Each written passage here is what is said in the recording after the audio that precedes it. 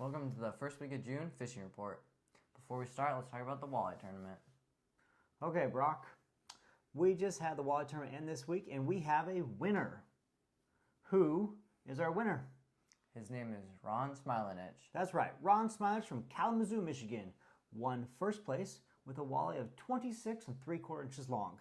Congratulations to Ron, you just won $1,000. Okay, big round of applause for Ron. Second place goes to Simon Temple from Alabama. All right, so we had a Michigan winner and an Alabama winner. But Brock, in the end, how was the walleye fishing this past week? This week, I would say it was subpar. Subpar? I would say it was downright awful. Okay? There were not many walleyes caught this week at all. I think we were reminded that Pelican Lake is probably not a premier walleye destination of Minnesota. All right? We catch some sometimes. Catch some big ones sometimes. But the DNR was spotted here on Pelican Lake last week doing some walleye work. Did I tell you about this, Brock? No? Okay. So the DNR was seen over at the landing in Orr and asked what they were doing. And they were planting 1 million walleye fry here on Pelican Lake just last week. Okay. The success rate of walleye fry surviving is very, very low. We're talking a few percentage points. But a few percentage points of 1 million, it's a pretty big number. All right, so they've done this a few times. This is good news for future walleye fishing, but lately it was not good. Why? Why do you think so, Brock? Pike. Okay, Brock likes to blame everything on pike. We're not big pike fans. Too many small pike. I think it's too much food in the water because that mayfly hatch about a week and a half ago, there were so many walleyes in the shallow at that time. I think they gorged, they filled their bellies, and then they went to deep water just to sit lethargic and let it all kind of sleep off. Plus, it was really sunny. The weather was really good, very calm. The sun was penetrating through the water, didn't like it. So very few walleyes were caught this week.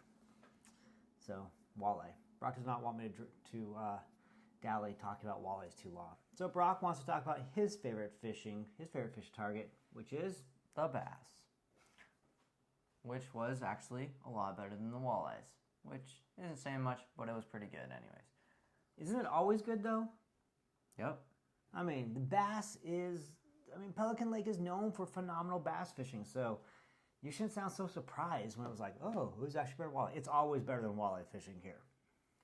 Okay, so, but it was. I think we got some pictures to show of bass, Brock. Yep.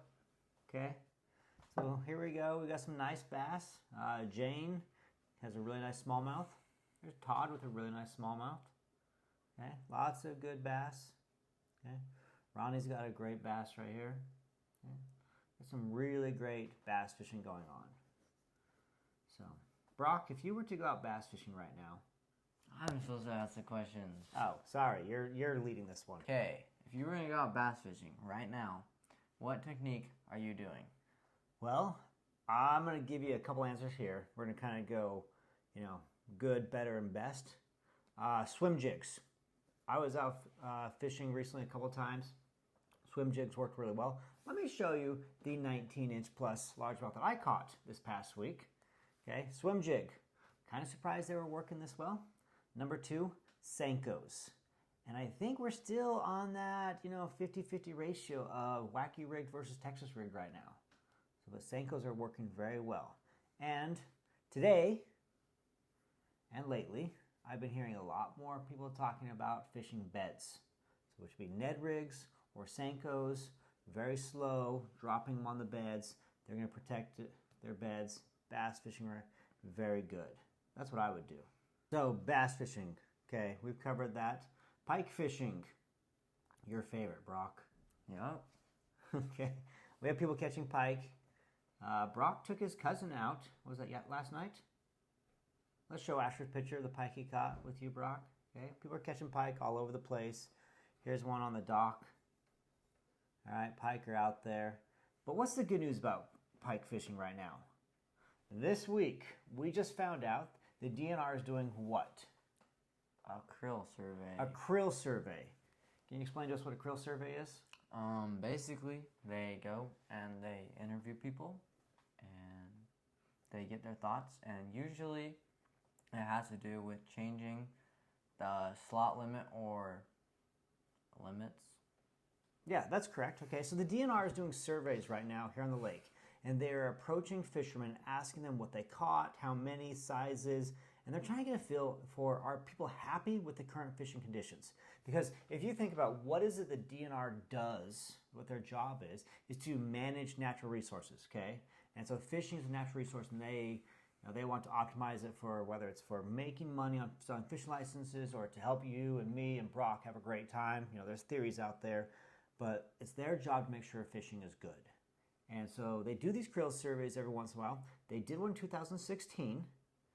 All right, they're doing one again. I had a chance to talk with the DNR survey agents who are out there doing it. I asked them, what's your hypothesis? Because the government and the DNR, they never come in if they don't have something that they've already kind of hypothesized about, and now they're trying to justify it. And they told me flat out they're hearing a lot of people complaining about the pike fishing here on Pelican Lake. Okay, the lake has too many small pike, and the slot limit is not working.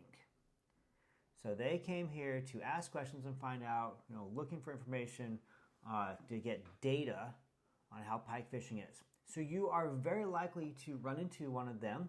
They're going to be rotating around the lake. They will be at resorts sometimes. They'll be at the landing sometimes. So if you see a guy sitting there in a folding chair, some sort of lawn chair with a notepad or an iPad, and they're asking questions, don't be alarmed. They're not looking for a reason to give you a ticket. They're wanting to know how you feel about fishing here on Pelican Lake. They're likely to ask you how you're catching, what your thoughts are. So Brock, if one of them goes to talk to you, and you having the feelings you do right now about pike fishing, what do you think you should tell the DNR agents as they're collecting information? What would you hope they hear from you? They're too small. The pike are too small. And we have too many of them. They need to change the slot. They either need to raise that slot to be like 26 or 27 inches on up to 32 or 34 to protect certain maybe larger size, or do away with it and let people harvest the pike so it decreases the numbers of pike in this lake. So if you have feelings against pike, this is your opportunity. If you get the chance to talk to one of them, go ahead, share your opinion, be nice. They're not the ones who made the rules, the people taking the surveys, but they're the ones here gathering information. So that's going on with pike fishing right now here on the lake. Panfish. We are still seeing some crappie caught. All right, let's show Ava's picture. This crappie that she caught is very dark and very beautiful crappie. Jerry sent in a picture of a really nice crappie.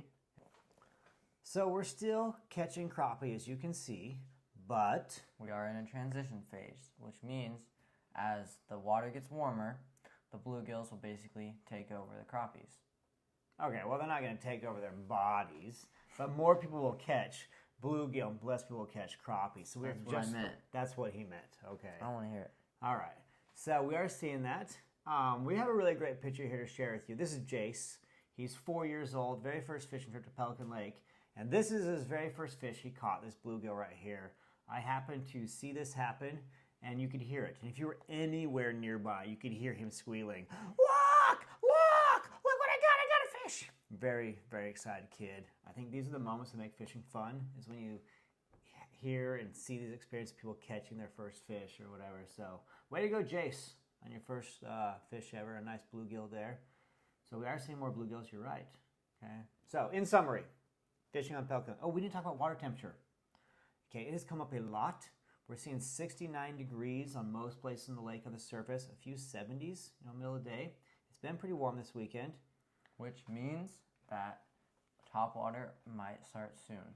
Okay, I did talk to some bass fishermen this morning. I saw them in a boat, I was chatting with them, and they caught fish on topwater. They said they were catching a few. So it is coming. I don't think it's really great right now, but it is coming. So all of us bass fishermen who like to topwater, start getting those whopper ploppers and scum frogs and all the other things ready.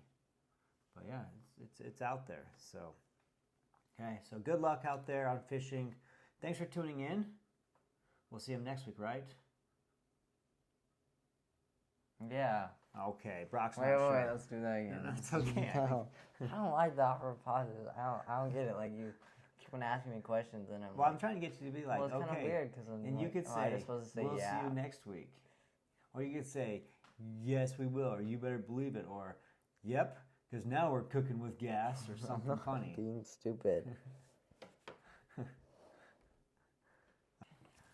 We'll see you next week. All right. Good luck. Tight lines.